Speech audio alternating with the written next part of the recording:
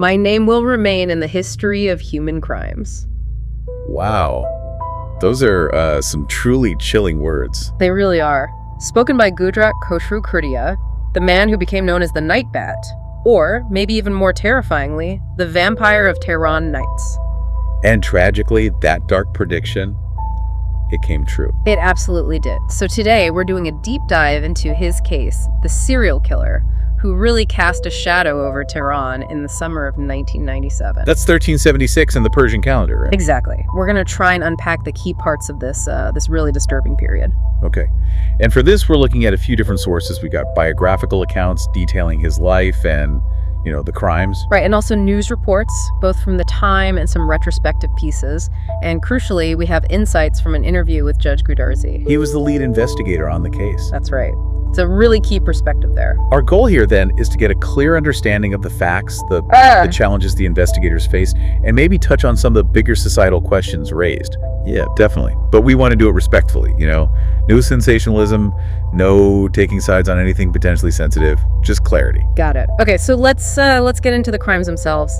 The timeline. We're talking April to June 1997. That's the core period, yeah. Farvardin to Khordad, 1376.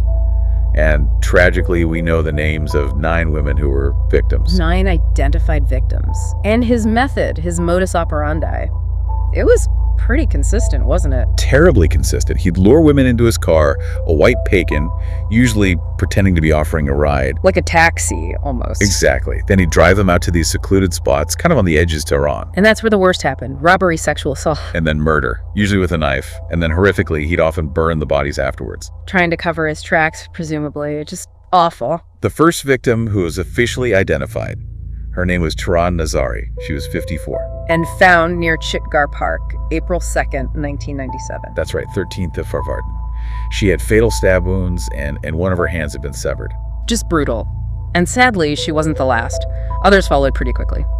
Yeah, Adi Marzi Jirani was found just days later, April 5th, out in Karaj. Also stabbed, neck and chest wounds, and signs of burning.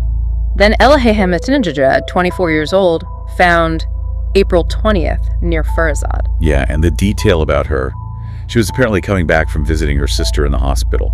Just devastating. Knife wounds again, heart and neck. Yes, the pattern was becoming horribly clear. And it continued into May. An unidentified woman found near Evin, early May. Correct. Stab wounds to the neck and chest there, too. And then the case of Azam Sabetnejad and her daughter, Monira Gavechi, that must have sent shockwaves. Absolutely horrifying. Found May 8th on Asia Boulevard. The mother, Azam, had been stabbed 27 times. 27 times. And her daughter, Monira, she had been suffocated. God. Then just a week later, Puran Parchami, another young woman, 24. Yeah, a dentistry student visiting from Hamadan, found May 14th in Sharziba. The details there. Hands and feet tied. Taken from a bus terminal at night. Yes. And the cause of death was listed as burning. Just unthinkable cruelty. And the last identified victim in this series was Gadam Kher Jahanfar. Her body was found June 20th. Near a highway under construction west of the city. Exactly. So you put all that together, it paints a terrifying picture of that summer in Tehran, a city gripped by fear. Absolutely. So this man, the Night Bat, his real name was Qodratollah Khoshrou. Right. But he used a whole load of aliases too.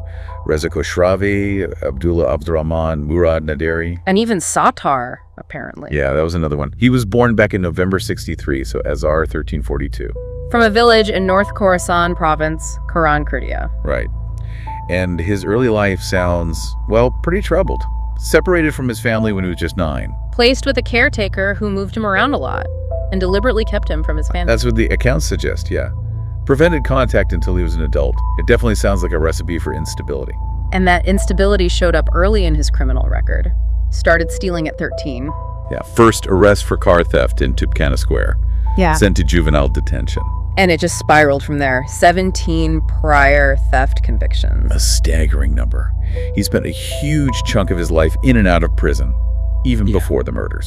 The investigator, Judge Qodratollah, his description of Khoshrou is really striking. Emotionless, like a moving dead person. Yeah, very chilling. Said he rarely smiled, and when he did, it was just indifference. Didn't react at all to his family in court. And his personal life mirrored that instability. Married and divorced in Tehran. Yeah, apparently due to his bad temper. Then he started posing as a doctor. Using stolen prescription pads. And stamps, yeah. He even managed to marry a medical student, Manisha, under that pretense. But that didn't last long. Only 35 days. She left him once she presumably figured out who he really was. It's interesting, the first real clues connecting him to these 1997 murders actually came from crimes he committed earlier, didn't they? That's right, back in 1992, or 1371. He was arrested with an accomplice, Ali Karimi. Using the alias Murad Naderi, then? Correct. They were posing as taxi drivers, robbing and assaulting people. Karimi even dressed as a woman sometimes to, disarm potential victims. But Khoshrou, he escaped. He did. While being taken to court in 92, just vanished. Karimi was later caught and executed, but Khoshrou got away. Which meant he was free to commit the atrocities in 97. That's a major failure somewhere along the line. It really highlights the potential consequences, doesn't it, when someone dangerous isn't securely detained. So the break in the 97 case, it came down to a bag. Yeah, it seems almost mundane, but inside they found a phone and documents belonging to one of the victims. And things linked to a stolen car as well. Exactly. That shifted the focus onto stolen vehicles. And then it was actually members of the Basij, the volunteer force. They found him sleeping in a park near Punak. That's how it started. They questioned him. He gave a fake name, Jabbar Ramadi from Mashhad. But they saw him again later. Yeah, near the same park. This time they took him to their base. And that's when they found the stolen car keys on him. It's kind of bizarre. This horrific killer caught initially for basically vagrancy and having stolen keys. But the initial identification was wrong, wasn't it? Yeah. Based on his lies. Yeah, that's a really important point. He claimed to be Abdurrahman Abdullah, an Afghan national. And the police initially ran with that. They did, and it apparently caused a lot of fear and, unfortunately, discrimination against Afghan residents in Tehran at the time. Shows how dangerous misinformation can be, especially when people are already scared. So how did they get his real identity? It was actually a 16-year-old kid from Tehran. Remarkable, really. Just a teenager. How? He recognized Khoshrou from the media coverage. Turns out, this teenager knew Khoshrou's brother. The brother owned a barbershop in Teresht. Exactly, and Khoshrou used to hang around there. So the teenager went to the police and gave them Khoshrou's real name. Wow, that's incredible vigilance from someone so young. Absolutely crucial. Yep. The police followed up, investigated the barbershop, the brother's home. And found stolen property belonging to the victims. Yes, that sealed it. It really shows how community awareness can make a difference. Even then, Khoshrou tried to keep up the deception, right? Claiming he wasn't Iranian. Yeah, he tried to say he was an English teacher and translator, lived in Germany for years, forgot Persian. Just more lies. An elaborate act. And investigators also found bank accounts he'd opened near his brother's shop. Sending money back home, essentially. To Guchin, near his hometown. Yeah. Which, again, totally contradicted his story about living in Germany. The pieces were falling into place. After his arrest, didn't he do a TV interview? That sounds surreal. It was, broadcast on Tehran TV. He described, quite chillingly, picking up and killing his first victims. Locations, methods. Just laid it all out. Pretty much. Yeah. And he confessed in court, too. Admitted selling the victims things. Did he admit to the earlier crimes, too? The kidnapping and assault? Yes, he acknowledged a prior conviction for that. Showed a pattern stretching back years. Which again raises questions about why he was out on the streets in 97. Yeah, big questions, yeah.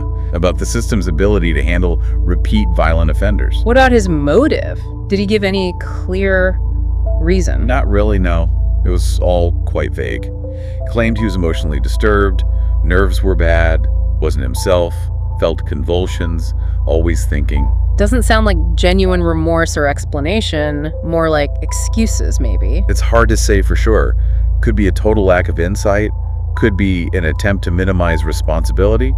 Either way, it wasn't a clear motive. And the trial itself was a huge public event. Massive. Highly publicized, very emotional.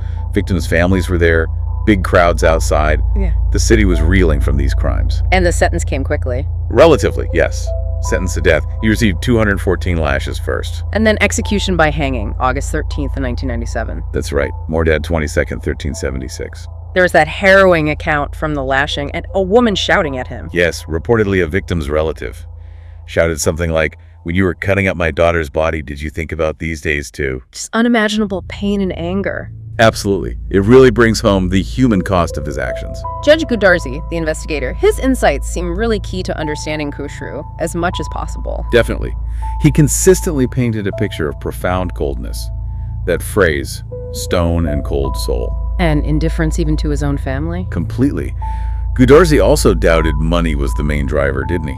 Yeah, he felt Khoshrou could have committed bigger thefts with less risk if that was the goal. Which points towards something else, something psychological. Qodratollah suspected serious issues there. Described the killings as being done to kill. Yes, suggesting possible sadism. The total lack of remorse, the composure even at the end. Yeah. It led Qodratollah to believe Khoshrou had serious mental and personality disorders. And there was that disturbing incident with his brother's disabled child. Yeah. According to the brother, Khoshrou tried to suffocate the baby, saying the child had no future. Just unbelievably callous. It shows a complete disregard for life. Yet Qodratollah thought he had some intelligence, learning languages without training. He noted that ability, yeah. Whether you call it intelligence or just a particular skill, it suggests a certain capacity that's unsettling, given everything else. Qodratollah also talked about the social context, didn't he? Tehran's rapid growth. Yes, and how marginalized communities in less developed areas, with maybe less security or public transport, might have inadvertently created spaces where someone like Khoshrou could operate more easily for a time. A sobering thought about urban development and safety. Definitely. And Khoshrou's final note, Yeah. also quite detached. I owe nothing to anyone, no one owes me anything, and I ask for forgiveness from everyone. It doesn't exactly scream remorse. Not at all. It sounds quite empty, really. And the idea of an accomplice, Qodratollah dismissed that. Completely. After thorough investigation, they were certain Khoshrou acted alone in the murders. No Hamid Razuli involved. Maybe the most important takeaway from Qodratolah's reflections is that questioning of the response. Is execution enough? Right. He raised that critical point about mental health. The lack of resources back then, maybe still, for identifying and treating severe personality disorders. Could intervention have helped if his issues were flagged during earlier prison sentences? That's the haunting question Qodratollah posed. Could earlier mental health intervention within the justice system have potentially prevented this whole tragedy? It's impossible to know, but vital to consider. He even compared it to the House of Horror case, suggesting a pattern of missed opportunities. Yeah, highlighting failures to address prior violence and potential mental health red flag. And he pointed to broader legal issues too, like disparities in punishment. Yes, inconsistencies based on religion in murder cases, for example, suggesting a need for ongoing legal review and reform to ensure fairness. Okay, so let's just quickly pull the threads together. We've covered the awful timeline of the night bat killings in '97. The capture of Qodratollah Khoshrou, thanks largely to that observant teenager and the Bazi. His trial, confession, execution, all happening quite rapidly. And some key aha moments, I think. The initial misidentification of the risk that posed. Definitely. The role of that teenager is amazing. And just the chilling portrait of Khoshrou himself, especially through Judge Qodratolah's eyes. Plus, Qodratolah's really thought-provoking points about the bigger picture, mental health, justice, society.